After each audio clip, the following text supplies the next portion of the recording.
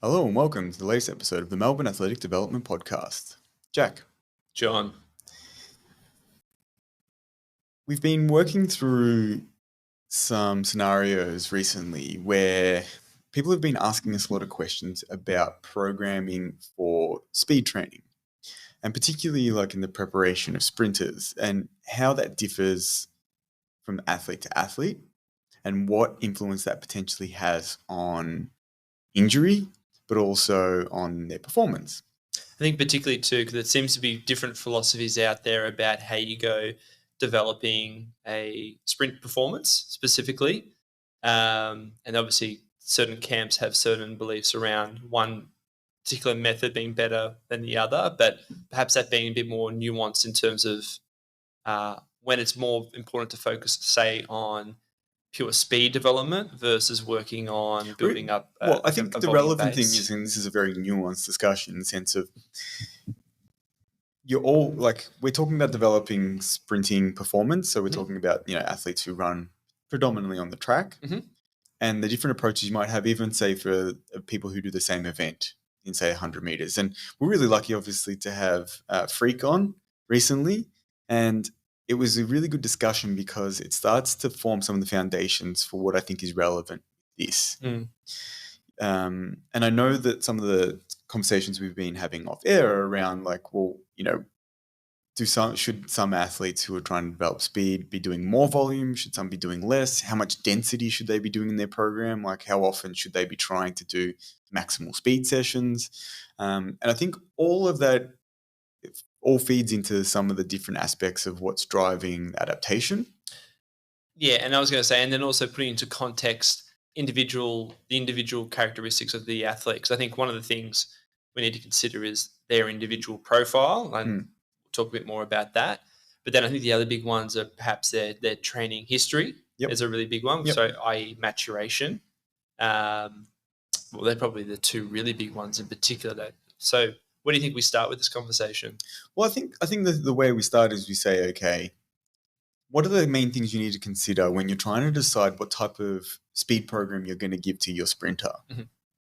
And I think the first thing that needs to be done is work out what their profile is, right? And when we say like what kind of profile, they're obviously all fast athletes, and in the conversation that we had with Freak, it was like, if you were to do a muscle biopsy on these athletes, it would all say that they're predominantly fast twitch. Yes. And is that a good enough categorization in itself, or do we need to start thinking about further subclassifications within that type of fast twitch profile? Right. And I think there's different categorizations get used in sort of colloquial terminology by coaches.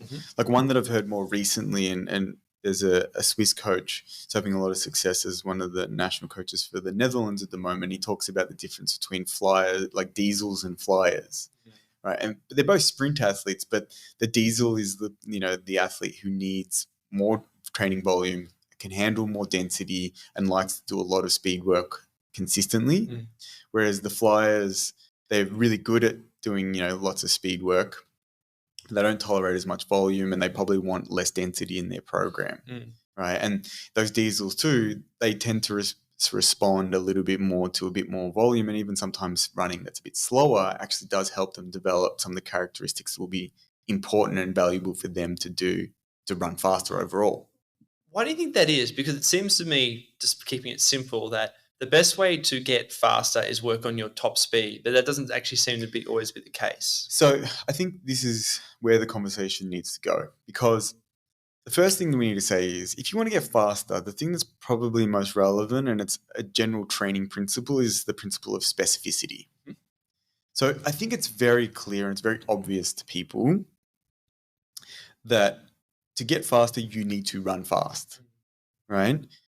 The adaptations that you get are going to happen both at a neurological level.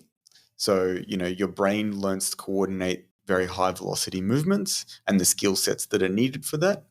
And the second aspect is that you develop the peripheral tissue changes over time.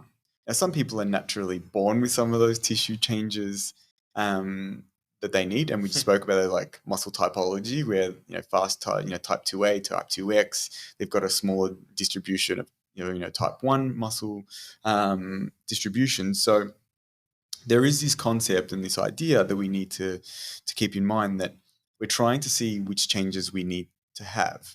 And I think the reason that we see the differences is with very specific training, in the categorization of the fact that it is sprinting, it's maximal. We need to think about that from the characteristics of what does that do in terms of the mechanical load that it imposes on the person. It's very high mechanical loads. And for that reason, the risk of injury is high. And we know that it's high in sprint events, particularly things like muscle strains, because you're going close to your maximum capability. And it's the analogy that always gets used, obviously, is things like, a Formula One car, right? They go very fast, but they're very temperamental and they break easily. And whilst you can build up more robustness in these athletes, the difficult part is when something is working at its maximum, there is probably less margin for error because there's not a lot of redundancy in the system. And for those people who are engineers or have looked at some of this stuff, they would know and they'd be aware of the fact that, like if you look at stress life curves, for instance, which look at a material's ability to deal with cycles of stress. Now, usually it's a piece of metal or wood or whatever it is. But if you look at, say, someone's capability in their tendon or their ligament or even their muscle tissue, the more high magnitude that stress, i.e.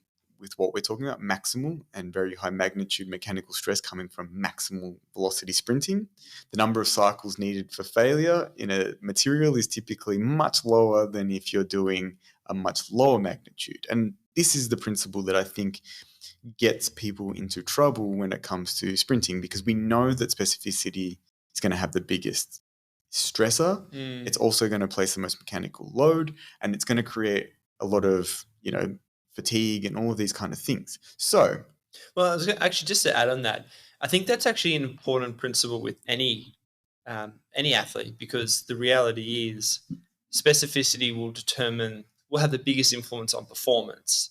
But then other types of training, whether it's like specific training related to the sport or other training modalities, help to support the system to be able to withstand the mechanical, psychological, technical elements related to that particular sport. And I guess with running, this is probably where a combination of both perhaps is needed at times too, where you can't clearly run at 100% all the time, but at the same time too, if you're doing too much at sub-maximal for certain types of athletes, could you see potentially a negative effect, do you think? Definitely. And I think that's where the profile comes in, right? So we obviously spoke about muscle typology. I think that is something that lays the foundation for what is going to be useful for those athletes. Like we spoke with Freak about this concept of how do you train? Do you do things that people are good at, or do you work on, and their strengths, or do you work on their weaknesses? And what seems to be really clear from their research, and obviously that's only one part of it, it's the muscle physiology and the muscle typology and architecture. Yeah, so it's just not the only system involved, but an important one. But it appears from what they're starting to do, and if you start to extrapolate on that it's very obvious if you are trying to change or work on someone's weakness, then you're potentially putting them at a big disadvantage for what they're designed to do. Yeah, and I think that makes sense too, because if you think about it, if you've got, say, an ultra-fast twitch type profile, but you're getting them to do more sub-maximal volume, that to them is actually relatively a larger stressor. And maybe not necessarily in the magnitude of mechanical forces, as you mentioned before, because obviously running at the fastest speed is by far the largest mechanical force. But there are going to be certain metabolic stresses that will then influence, say, their active stiffness properties, and therefore their susceptibility to injury. So that's an important thing to remember, that we all have certain physical strengths. I mean, some much better than others. But when it comes to sprinters, thinking about those certain sub-profiles or certain profiles within sprinters, working to those strengths does make sense, because it allows them to be able to I guess also control how much stresses they're actually exposing themselves to, because they're going to always be they're going to develop themselves based on what strengths they already have. So I think the important discussion then to have is, okay, how do you profile? Yes, well, I mean, again, this is another conversation that we had with Fred, but thinking about, well, I know certainly for you there are certain kind of clinical or performance markers that you could look at, and then maybe you can also in the future look at other types of technology to do that. But yeah, well, obviously we discussed, for those people interested, listen to the podcast that we did with him, looking at how you can potentially work out some of those underlying profile features. But I think from a functional standpoint, it's actually quite obvious what kind of profile people fit in. So say if you're coaching sprinters and say you're coaching a 100-meter athlete, people, as we mentioned in that podcast, people self-select a little bit. Yes. So if your athlete is someone who barely makes it to 100 meters, they're more of that 100 meters, 60 meter, 100 meter profile, like their strongest part is their acceleration up to 60, 70 meters, but then they fade, then they're likely to be much more on that fast twitch end. And for that reason, they're probably going to benefit from very high intensity training, but maybe not be able to tolerate as much volume of training, particularly around the density, because the issue that you've got is they can turn the volume up really, really high. But as we said, with that stress life curve, it can cause a lot of mechanical tension and damage. Whereas if you profile on the same premise, like if you've got a 100-meter sprinter who actually does pretty well when they go to 200 and even can maybe run a 400, then that they're still going to be predominantly a fast twitch athlete, but they've probably got more hybrids that are in that type 2A and maybe a little bit more intermediate in their profile, which suggests that they are going to have some of the metabolic machinery needed, because those muscles will develop that similar metabolic machinery for more intermediate, as well as some of the neurological changes that are a little bit different. Now, those neurological changes are going to be ones where they don't fatigue as quickly, but the actual maximal output they can create is less. Yes. So this is why... There's always that trade-off. And it's not that the performance that these athletes can attain is any better or worse. Like you might have two sprinters, and we can use the examples over time. But like if you look at, say, for instance, say like someone like Shelly-Ann Fraser-Price, probably I would consider the best female sprint athlete in history. There's obviously arguments about others that could fit into that category. But if you look at her, she's very much a front-ended track sprinter. Very fast over the first 60. She's gotten a lot better over time at holding on, but typically she's really, really good in the first half of the race. And if she gets out to a reasonable lead, she holds what she's got. But she's not necessarily running away from people, right? She's gotten to the point where in her career now where she does pretty well holding on to it, whereas in the past they would come back to it really quickly. If you contrast that with athletes, I'm just trying to think of a female sprinter that is maybe the opposite to that. One is eluding me at the moment. It'll come to me. But essentially the athlete who tends to be further back and doesn't start as well, but then comes flying home, they're the athlete that you start to consider, okay, maybe they don't have that really, really high, type 2X, really, really highly driven neurological changes. But they are in the position where they are going to be able to still get to the same point by holding their speed for longer, for instance. And so it means that the performance may not actually be that different, but how they approach it and what kind of training is going to be useful for them is part of the equation. And as an example for that, I have some awareness of what, say, Shelly-Ann Fraser-Price does, but for instance, my estimations would be that person's going to do a lot better doing mostly short acceleration and maximal velocity work with, reasonable recovery and not doing too many bouts of that across a week, versus someone who really comes home strong.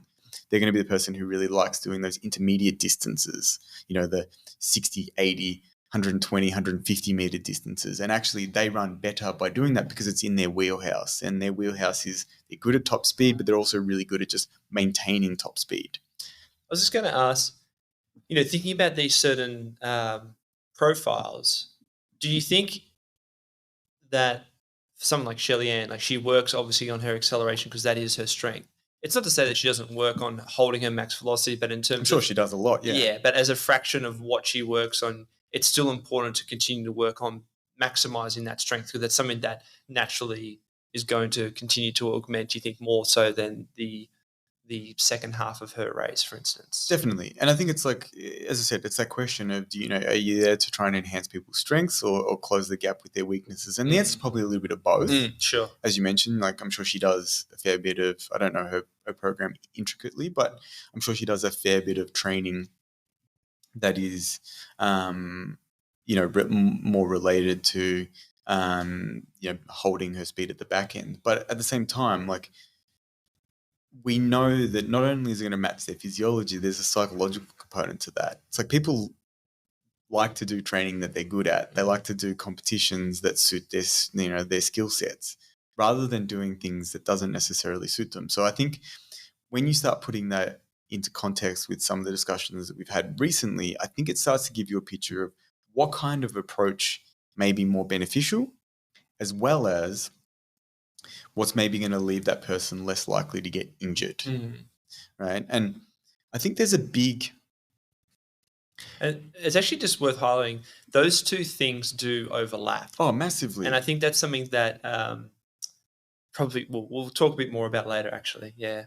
But I think we can probably start to shift into some of that understanding now, because I think the thing that this shifts the discussion towards is away from potentially coaches having a standard philosophy that is based purely on a methodology of training that they have used, more to a principles-based approach. And that principle is, creating and profiling your athletes into subcategories so that you can maximize and optimize the adaptations that they get.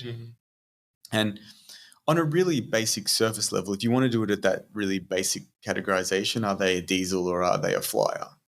And if at a minimum, I think you kind of almost need to accept that those people who are fast probably fit into those two categories. And in your methodology, you've got to start to think like, okay, maybe I need to approach one or the other. I think one of the reasons that we've had issues with this in the past is there's been some very, very prominent coaches do really well using one methodology, say, for instance, more volume. And for people who are in the track world, they probably know the idea of like a long to short program where you start with longer distances and higher volumes at lower intensity and work towards faster and shorter distances, versus the coaches who like to go what we call short to long, which is they start with much shorter, much more highly intense distances. And as the athlete is tolerating that, they try to extend how much of that speed that they can hold or carry.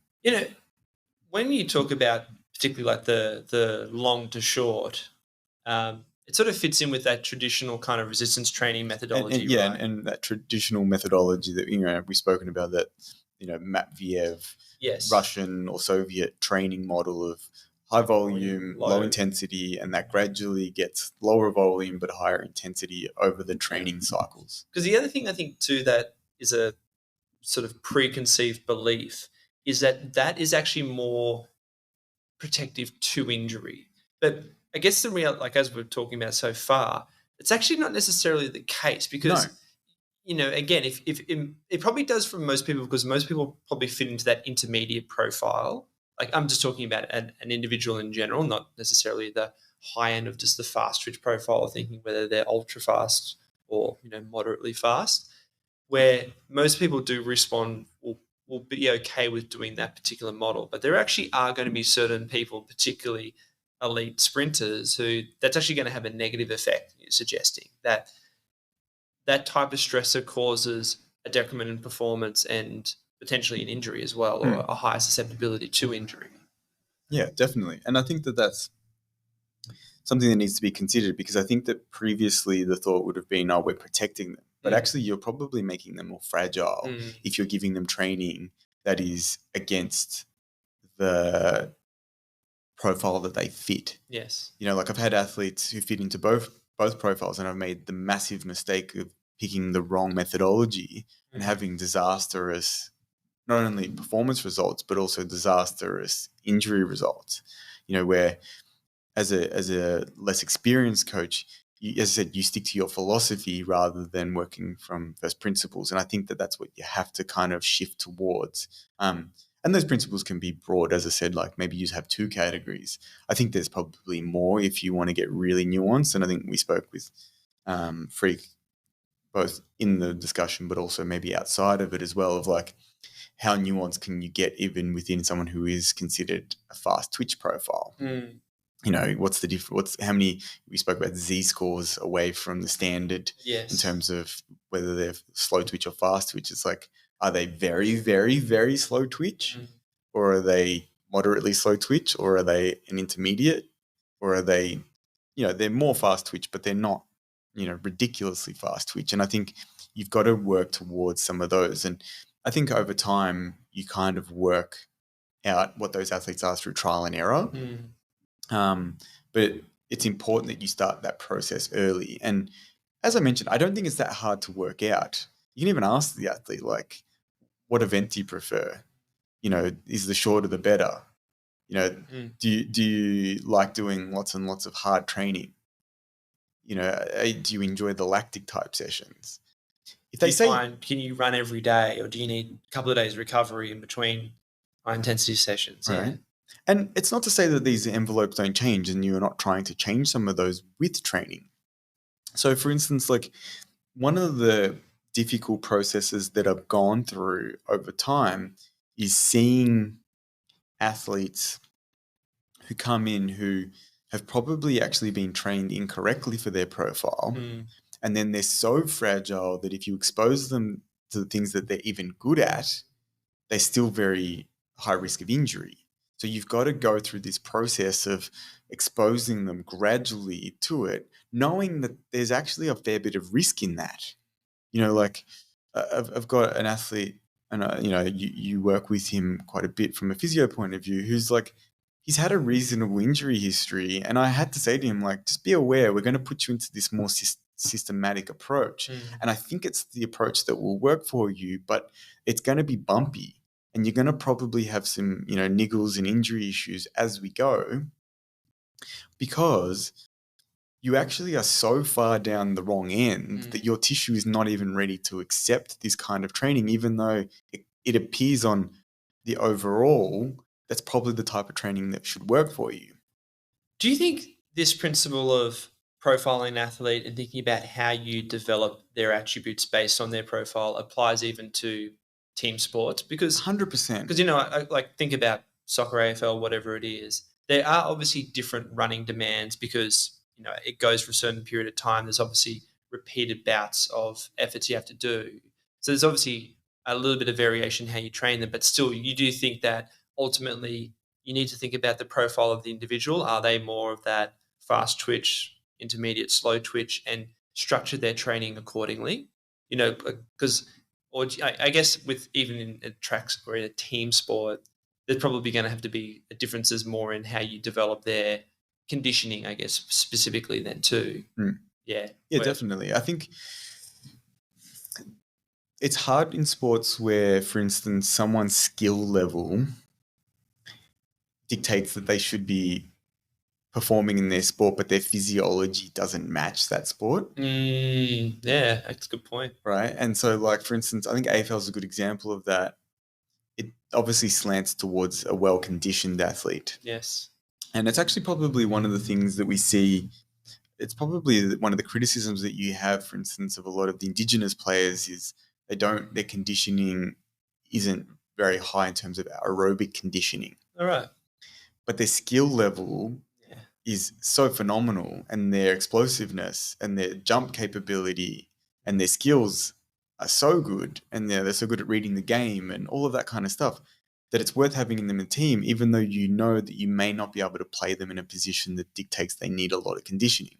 Because the reality is the way that the sport is played is dictated by the majority who tend to fit in that more high aerobic conditioning. And like, that's not to say that there aren't some that do have very good aerobic conditioning. Sure. And it's a generalization. But it's not a surprise to me that we see a lot of very explosive, very fast, very skillful, small forward / midfielder, Indigenous players, right? Because their profile dictates that they have that explosivity to them, and their skill level is so high that they're very good, in terms of goal kicking and being able to kick goals from, all sorts of obscure angles. And you've even had players, for instance, that were smaller players, but they're so explosive that they're taking, these huge speckies and all this kind of thing and jumping on people's shoulders, that it doesn't really match necessarily what you would expect, but they can do it because that's what their physiology dictates. And maybe, and I'm sure there's been a lot of that in the past, of like forcing those players to do grinding 1K reps, 3K time trials, that kind of, it's always been the case that you hear, oh yeah, they don't really engage too much with that. And I don't think it's because they don't want to be good at it. I think it's because their physiology is not designed for it. They're designed to go fast and be skillful and kick goals, but they're not really there to be like, oh, I'm going to run 25 Ks today during this footy match. So, and again, that's a generalization. There are people that would fit that category, but I think it's important to understand that, because if you build that understanding the profile, then you can start to pigeonhole people and build the characteristics that you want that will strengthen their strong attributes. And potentially, as we mentioned with Freak, and you brought up before, of like potentially we actually change their injury risk profile, because we spoke with him about the concept that they found in football players or soccer players, that the injury risk profile for people who were considered more fast twitch was 5% higher for hamstring strain injuries across the season. 5 times. So 5 times. 5.3 times higher. Cool. All right. Yeah, so 5% probably wasn't high. Yeah, no, massive difference.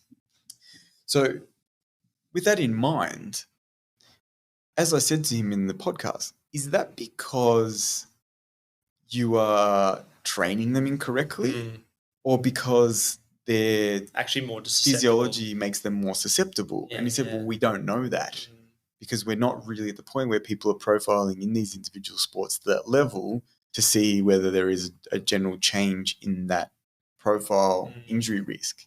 So I think this is what we see of like in athletes that fit into either category.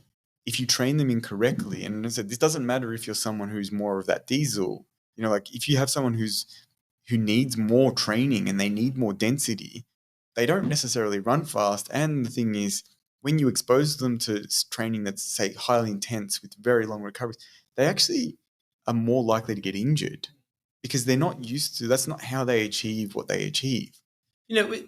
Thinking about then going to that philosophy of, doing more volume before intensity for sprinters who have that appropriate profile, do you think a lot of the benefit then for them is they actually just feel good in response to that training then too, if they're doing like a little bit more sub-maximal to... You're saying for all sprinters, or you're saying for the ones who need more volume? No, for the ones who actually respond to more volume, who do respond better to that longer building to shorter. I think part of that is because they actually do feel good in response to doing a slightly sub-maximal. Oh, yeah, 100%. As opposed to the other one who's like, well, if you're just spending a lot of time at 90% but doing more volume, they actually just feel bad because and their profile isn't developed for such. Yeah, 100%. I think you're spot on there. I think there's an issue with that of working out,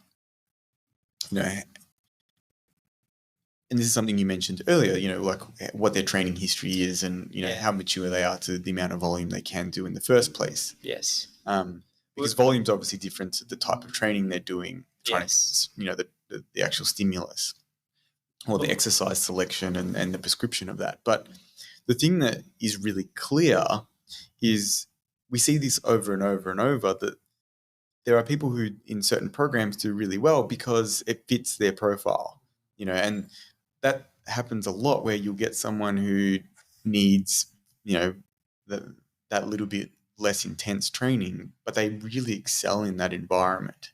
Yeah, and look, it's a challenge when you have, say, the real ultra fast twitch profile where it's like we're just going to work on intensity first and then make sure you get adequate recovery to be able to train at that intensity when as often as you need to. Goes against that idea of like, well, no, you just need to do more because more is better by default. Even if you feel tired and you're struggling to recover, and it's affecting your subsequent performances. It's like, no, you just need to keep pushing through and you'll eventually get there. Yeah.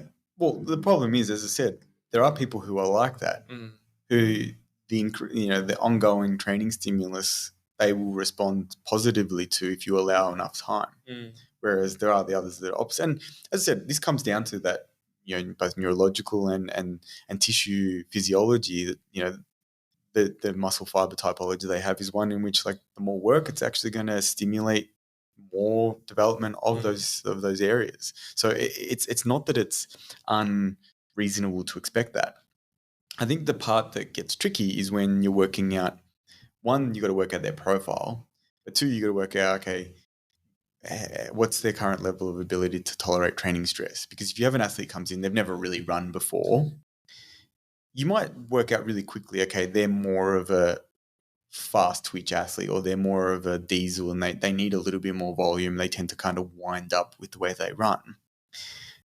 But picking the amount of volume that you need for that person is often a very difficult task. And that's where I think often that training prescription goes wrong, because we pitch too much or too little of that, and that underprepares them for that performance. Yeah, well, and that's the question I wanted to ask. For someone with a low training history that clearly has high speed capacity, how do you go about developing that? Because I know you often hear that analogy of someone who's a really good sprinter who's 15. They've got the software, but they don't have the hardware. But then the question I have is, how do you develop that hardware? Do you still think you need to think about those different profiles in the fast twitch athlete and think about developing their hardware according to that particular profile? Definitely.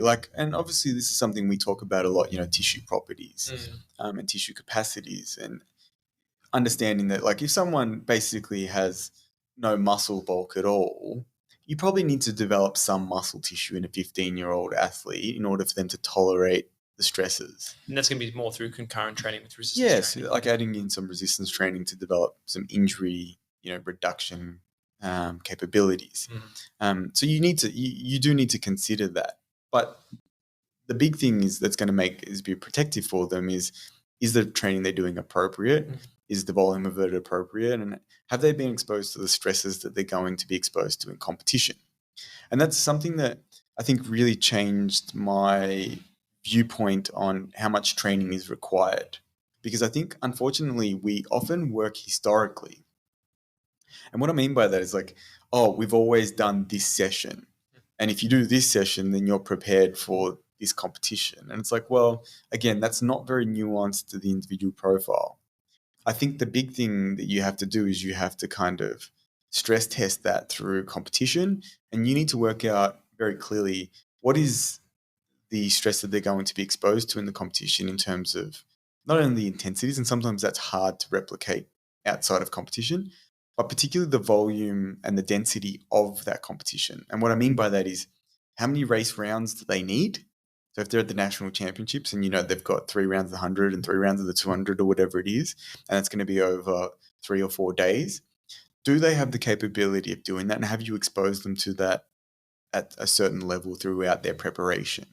Because if you haven't done that, then maybe they are underprepared and they're not doing enough training to prepare for it.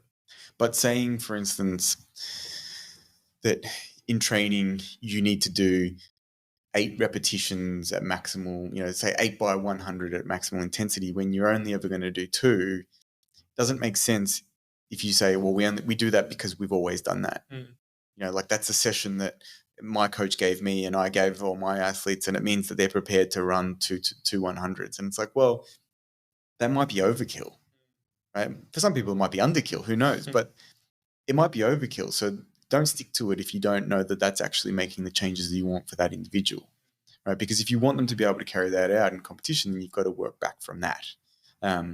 Now, I understand, because sometimes you can't replicate the intensity, that you may want to do a little bit more volume, but doing 3-4 times the amount of volume is probably not helping you either, right? Because it's not really preparing you for the same thing. There's no point saying to someone, okay, you were getting ready for the national 100 meters that has a heat, a semi, and a final, and saying you've got to be able to do 8 maximal intensity runs. Like, what are you're preparing them for the wrong event, Mm. especially if you're truncating, say, the recovery. If the recovery is 10 minutes between those maximal 100-meter reps, well, that's not replicating the competition. Is that something you often think back to with programming, is how far am I deviating away from exactly what's required? 100%. And that's, I think, something that you need to consider in terms of very heavily when it comes to that immature athlete. Mm. When I say immature, I mean, physically immature and immature to training stress and competition stress. But with them, you have to think about that consistently. Like, if they're doing lots of 80% intensity training because that's what maybe one suits their profile, and two, that's what their body will allow at this point, because you're not ready for them to be running maximally 2 or 3 times a week, for instance, then you need to consider heavily, are they even prepared for competition? Because that's one of the things that I think we see often with athletes. And I always see This is like just for general athletes, not just with specific profiles. I think this is something that we see consistently, and it happens in very similar time courses. So like this tends to happen always around October, November, right? Because people have come off the preseason, and this is in Australia, people come off the preseason, they've been doing lots of volume at a lower intensity, and then all of a sudden they go, oh, we're racing in the next month, let's up the intensity. But because we're not racing yet, we don't need to drop the volume. And then all of a sudden they strain something, and then they're chasing it all season. Oh, I'm injured, I did my hammy, or I strained this, or my Achilles is hurting. And it's like, okay, this is not going to work very well.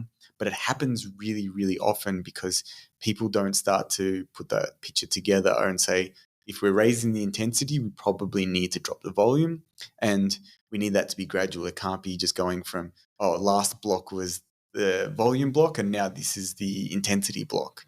You do that, then that's probably too big of a change too quickly in terms of the stimulus. And I think that is done over a much longer period with developing athletes, where you have to say, okay, if I'm going to put them in competition, I need to make sure that they've at least ticked these boxes.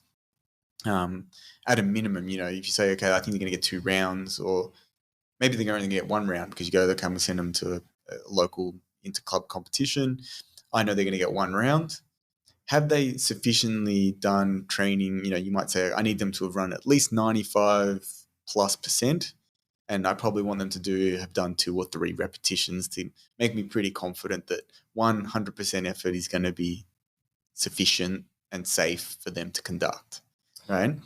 But that doesn't mean I need to see them do it 10 times, because that potentially is not preparing them for what they need. And I think you should, I've mentioned this, I think, before, but there's a great coach from the Netherlands called Henk Kruijnhof. And Henk is a legend. I've spoken to him a number of times, but he always refers to training as poison, particularly sprint training, because of the intensity of it. We spoke about specificity at the start, where he says, like, it's all, the poison is all in the dosage. And I think to extend upon that, I think the way that you have to look at it is very much that Goldilocks effect of, like, it can't be too little and it can't be too much. It very much has to be just right. And if we start seeing it as, the right amount is the elixir, but too little is ineffective, and too much is, it's like medication, it's like medication. It's like optimizing the hormetic effect, really, because that a stressor needs to be enough where there is going to be some negative effect initially, but ultimately your job is to provide enough stimulus for adaptation, but not too much that it takes them a week to recover. Yeah. Because that clearly doesn't lead to good outcomes. The big thing you'll see is if you start to apply the training that does suit their profile, and you're gradually increasing their ability to tolerate those stresses, as long as you get to the point where they're covering off on what they're going to do in the competition, then I think you will very quickly work out, okay, that's enough. And you can, as I said, you can stress test this, because you don't typically, the good thing with athletics at least is we typically get lots of opportunities to compete. So, which is a nice thing, because you can test a lot of things. So you can say, all right, this week they have 2 rounds of a race. Might be 2 different events, a 100, 200, or it's a 100, 400, or it's a 2 rounds of 100 meters, a heat and a final, or something like that. And what's really good about it is you can go, all right, what happened with their performance in those? Did they get better across the rounds? Did they get worse? Did they feel really fatigued? Did they feel like their performance, has it improved, decreased, whatever it was? And that's really effective for you working out, have you pitched the training at the right volume, the right intensities? Because if they go into the competition and they improve through the rounds, then they're obviously quite prepared, and they're prepared well for the competition. Especially if they're close to their best performances and all that kind of thing, given the conditions and X, Y, Z. But if they are then put in a position where they run, the first round is really good and the second round is really poor, and that happens, repeatedly, clearly they're not doing enough of the training at the right intensity and the right volume in order to prepare that individual for that event. And your job is to work out, can I get closer to that and or achieve that by the time we get to the major competitions? Because the last thing you want to be doing is get to a major competition and actually feel unprepared for it. With that in mind, like you mentioned before about the off season, where that typical approach is to do more volume and work to more intensity reflective of what they need to do for competition. For that flyer type profile, what does that actually look like? Are you still thinking about more volume relative to them, or do you think it's a different because approach? and typically because it's usually the weather is different, right? And so we don't necessarily have warm weather, so you're not necessarily going as fast, but the intent is reasonably close to that. Sure. I think so. It actually works out maybe well in a way of having 4 seasons like we do in Melbourne, where it is cold. Yeah. Like you get the opportunity, for instance, where the training's, the intensity is probably not going to be much beyond 95%, and most of the time it's probably a touch under that. But that means you can do slightly more volume without necessarily thinking there's injury risk. Sure. And then there's, we've spoken about this before, but there's ideas around like polarized training, and people like Charlie Francis speak about the idea of like it should be 90% up or 70% down in terms of the intensity of the running that you're doing. He was not a big fan, for instance, of doing anything in that intermediate speed because it's not necessarily improving your speed, and it's not necessarily, it's too fast to work on some of the conditioning aspects because you can't do enough repetitions. And so I think the thing that people like Charlie started to popularize was this idea that you have complexity in your training where you're doing all of these elements at the same time in that vertically integrated kind of model. You're not just doing only speed work. It makes me think of the opposite of marathon runners, where most of their running is sub-maximal, like sub-competitive speed, and then they do a little bit of above that. Yeah, and I think I know we're getting him on the podcast at some point soon, Greg Hath, and he talked about like the pendulum model of periodization, where most of the training elements are there, but what you're doing is gradually changing the pendulum from being more focused on, say, like slightly higher volume and the intensity is a little bit down, and then shifting it towards, maybe more speed work with lesser volume. And, you're at that point where you're doing more volume, maybe you're working more on strength elements, and then you shift towards more power and explosivity and those kind of things. But those elements are all there. It's not you're doing none of them. It's just, and it's, as you said, with the distance runners, it's like, they're always going to do their aerobic conditioning. They'll be doing some form of speed work. How much will kind of vary depending on the time of the year and the event that they're doing and all that kind of thing. Yeah, the thing I'm taking from this though too is we need to be a bit more nuanced when we talk about like volume and intensity, because it's not to say that your flyer type profile doesn't have higher volumes at times, but it's more of a relative to what their strength is, i.e. working probably more at intensity, but at periods you might be working slightly below that to allow quote unquote a bit more volume to build, as opposed to this is not to say that you shouldn't work on their weaknesses, but it's probably going to be further away from the major competitions. And like a pure example of this would be, say, if you had a diesel type. What I mean by that is, it's not that they don't like doing speed work. They do. It's just that they probably are happy to do a bit more of it, and they're probably happy to do it closer to their main competition. And do it, say, for instance, in the race week. They might go and do something pretty fast on a Monday and a Wednesday, and then have a couple of easier days. And then they'll do a warm-up on the Friday because they kind of need to get their system going, and then they'll race on Saturday. Whereas you have someone who's a real flyer, and maybe they'll only do something quick early in the week, or maybe midweek they'll do something really like a couple of blocks and things like that. But then they'll do lower intensity stuff for the rest of the week. And it doesn't mean there's not technical work, Yeah, like they're probably good examples like cats. They sleep, for 3 days and all of a sudden they get up and just bolt to go and catch a bird. And it's funny. That's the analogy that gets used by a coach who's been really popular in the US high school system, a guy named Tony Holler, and he talks about feed the cats. And what he's saying sprinters and true sprinters, and he's saying true sprinters, he probably means very fast twitch sprinters. Yeah. He said they're like cats. They like sleeping and they like going fast, and that's about it. And if you treat them as such, they will reward you with better performances and less injuries. Whereas, and he says this in a non-derogatory way, but even in temperament, distance runners are more like dogs, where they like work, they like play, they like being out and doing things, and they don't want to sit still. They want to do things. Not all dogs, but, it's that very active sort of like, farm dog. It just doesn't want to stop. It wants to run around all day. And he's saying, distance runners are like that. And if you get them mixed up, you're not providing them with the right training environment or right training stimulus to get the performance out of them. Yeah, look, it makes you think of the more pure the profile, the more specificity is valuable, as opposed to if it's more hybrid. You probably can get away with that. Well, not get away. It's probably more important to have some generalizability to some of the training, because it does seem to form an important foundation to their resilience or anti-fragility.